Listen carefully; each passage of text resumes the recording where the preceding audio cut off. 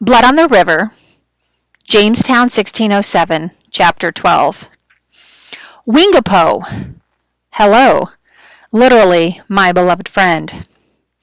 Pocatower, fire. Attance, arrows. Nitapu, friends. Marapo, enemies. Werowance, chief, literally, he is wealthy.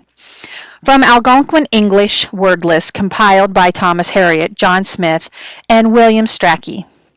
The next morning, Captain Smith does not bring me a musket. He brings me a book. It is well worn and the stitching is coming loose. I sound out the letters of the two words on the cover. Thomas Harriot. Thomas Harriot lived in the Roanoke colony, Captain Smith explains. He learned much of the Algonquin language, wrote it down, brought his papers back to England, and they were published in this book. I want you to learn these words. They will be better protection than any weapon. I opened the book. The pages hold 2 columns. On the left are words I understand. Man, houses, shoes, axe, sea turtle. On the right are strange words I've never seen before. Ni maruf, Yehawkins, moccasins, tomahawk, terrapin. Farther down the page is a word with no English translation next to it. I sound it out. Raccoon. I say, what does that mean? It's an animal we don't have in England, he says. You'll see one soon enough, especially if you're out at night. It's a bit like a small badger with black circles around its eyes. Raccoon, I say again, trying to imagine such an animal. I find numbers. 1, 2, 3 is translated Nikut, Niai, Nus. This language will be for your protection outside the fort and within it as well, he says. I know he means that this will make me valuable as a translator to the gentleman who might have little use for me otherwise. I am disappointed that I won't be learning to use a musket, but the new words roll off my tongue and make me feel as if there is power in them. And so every day we drill, just like the young Powhatan boys who don't get their breakfast until they have shot their targets. I don't get my breakfast until I have done a bit of sword fighting and learned at least 2 new words in Algonquin. In June, Captain Smith's name is finally cleared and he is sworn in on the council. Maybe it is because he has been too busy lately to insult the gentleman every single day, or because Reverend Hunt has interceded for him yet again, or simply because the council members see that they need his good sense and important skills. At last, Captain Smith has been given the position that the Virginia Company assigned to him. On June 22nd, Captain Newport and the rest of the mariners set sail for England. They carry loads of clapboards and sassafras root and barrels of shiny rocks that we hope contain gold. They sail away in the Susan Constant and the Godspeed and leave the Discovery and the Shallop for us to use for travel here in Virginia. Captain Newport also takes all of the food stores except 14 weeks' worth of wheat and barley for the 100 or so of us colonists. He says he will return with fresh stores by October. It begins a few days after Captain Newport leaves. First one man, then another, then 5 more, then a dozen, all groaning and feverish with swollen faces and bloody diarrhea. Never had I heard such sounds of misery, the moaning and whimpering, the begging to be released from their bodies. And then they began to be released, sometimes 1, sometimes 2 or 3, turning up stiff and cold in the morning. I feel dizzy and nauseated, but I am still able to stand, and so I help to drag the bodies outside the fort and dig graves. Soon there are so many sick that there is no one with strength to tend to the gardens and no one with strength to hunt or fish.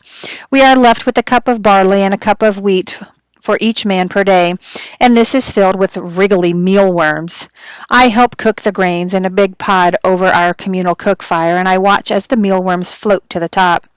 As we grow hungrier, more and more men become ill. Those who still have the energy to argue have theories about what is causing the sickness. It's a curse. The savages have cursed us, one man says. No, you're wrong. It's the filthy river water, says another. It's salty at high tide and slimy at low tide, and it's all we've got to drink. You're both wrong.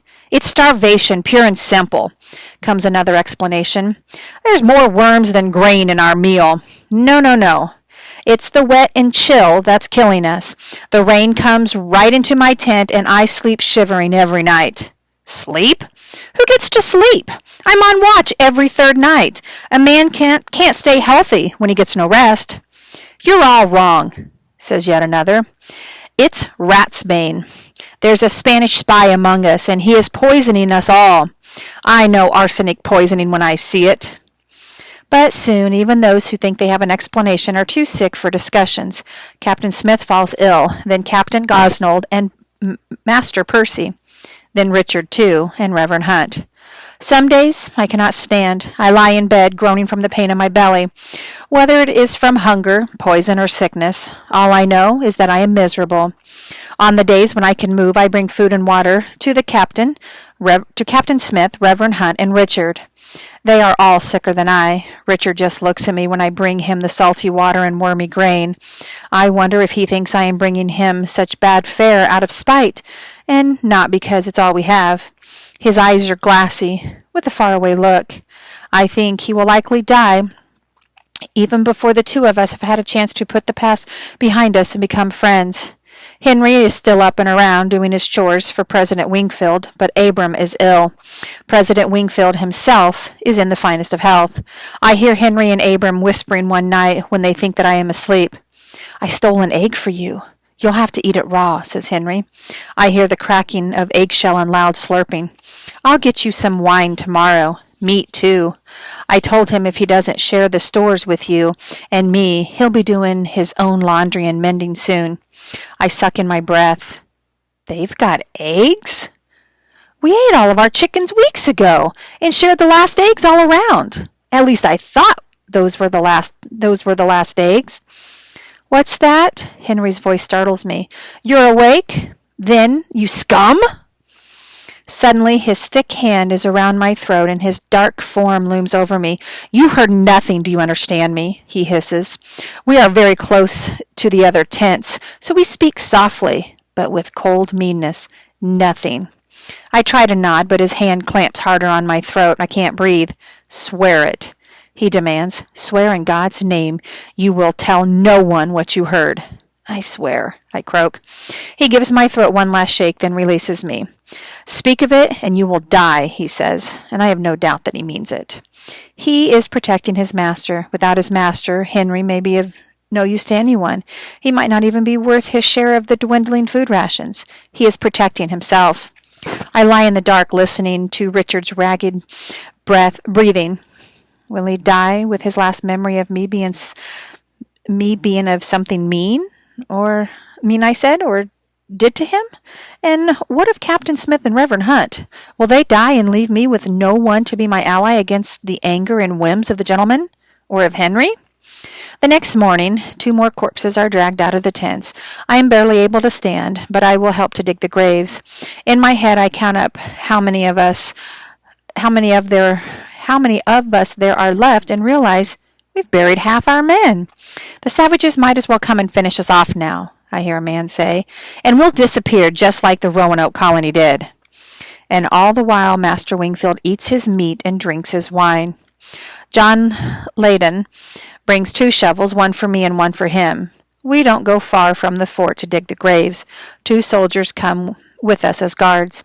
As we dig, we look warily around, hoping there are no Indians to shoot us today. If we had more strength and more courage, we could go into the forest to hunt and bring back fresh meat. But too many men have gone to hunt and have staggered back in the fort with arrows in their bellies, only to die in agony a few days later. And now I know there is meat and eggs within the walls of our fort. Captain Smith is looking a little better today. He is up on his own, and so I will not need to bring him breakfast. I bring a bowl of wormy grains to Reverend Hunt in his tent. He is pale and lean, his cheeks sunken in. When I hand him the bowl, he fumbles with it and nearly drops it. Can he live much longer on this foul food and salty water? "Reverend Hunt, I have a question," I say. He nods. He is ready to listen. "If I have sworn not to do something, sworn in God's name, must I keep my word?" He frowns. "Who has made you swear something in God's name?" he demands. I hang my head. I cannot tell this, or Henry will clamp his hand around my throat until there is no breath left in me. Reverend Hunt's hand shakes as he lifts a spoonful of gruel to his mouth. He chews, thinking, then speaks. "If you will not tell me all of it, I cannot give you an answer. But you are capable of finding the answer on your own. Your heart will know better than your head. Choose the path of love and not fear. The choice you make out of love will always be the right one. I leave him and go to chop wood for the cook fire. With the last of my strength, I slam my frustration into the wood with my axe. I hate Henry. I hate being afraid of him. If I keep my sworn oath to him, is that a choice made out of love? No, it's a choice made out of fear. Have I grown to love Reverend Hunt with his patience and wisdom and his love for me? Yes. I throw down the axe. I have made my decision. I will tell what I have sworn not to tell. I go to find Captain Smith, where he is helping John Layden to split clapboards. They are both weak, and the work is going slowly. Captain Smith, I say, I would like to speak to you in private.